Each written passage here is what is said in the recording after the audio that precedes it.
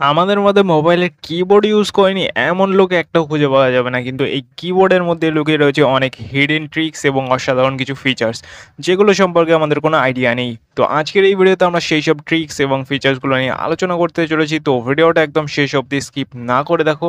আর চ্যানেলে first time এসে থাকলে চ্যানেলটাকে সাবস্ক্রাইব করে নোটিফিকেশন বেলটাকে অলে করে দাও, কারণ এরকমই tech and tricks related video তোমরা এই চ্যানেল থেকে পেতে থাকবে। So friends, without wasting any more time, let's jump into the main topic. তো বন্ধুরা, এই ট্রিক্সগুলো অ্যাপ্লাই করার জন্য তোমার মোবাইলে থাকতে হবে গুগলের জিবোর্ড অ্যাপ। যদি তোমার ফোনে না থাকে তাহলে তোমরা প্লে স্টোর থেকে ডাউনলোড করে ইউজ করতে পারো।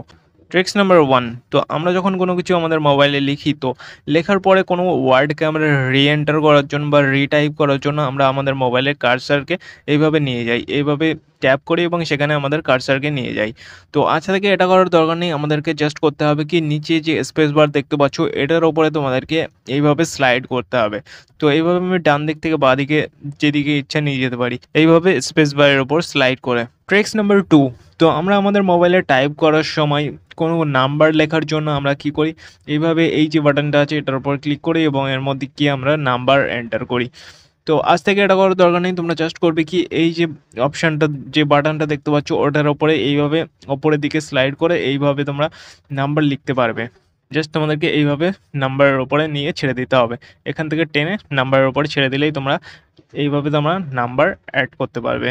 ট্রিক্স নাম্বার থ্রি, তো আমরা যখনই কাউকে কোনো ইমোজি সেন্ড করি, তো সেটার জন্য আমরা কী করি, আমাদের কিবোর্ডে থাকা ইমোজি বাটনটার উপর ক্লিক করি এবং এখানে আমরা নিচে খুঁজতে থাকি কোথায় আমাদের সেই ইমোজিটা আছে। তো আজ থেকে তোমাদেরকে এটা করতে হবে না, তোমরা উপরে যে সার্চ বাটনটা দেখতে পাচ্ছ এটার উপর তোমাদেরকে ক্লিক করতে হবে এবং এখানে তোমরা তোমাদের পছন্দের ইমোজি এখান থেকে সার্চ করে সেন্ড করতে পারবে।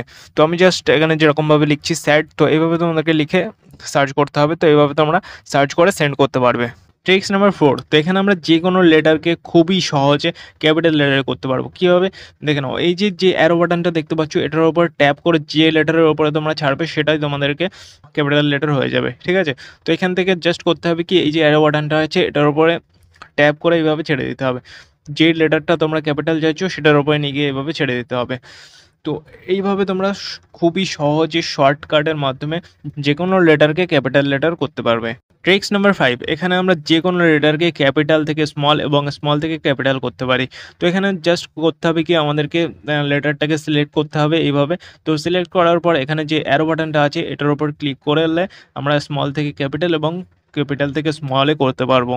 ট্রিক্স নাম্বার সিক্স, তো এখানে আমরা যে কোনো লেটারকে খুব সহজে মুছে ফেলতে পারি।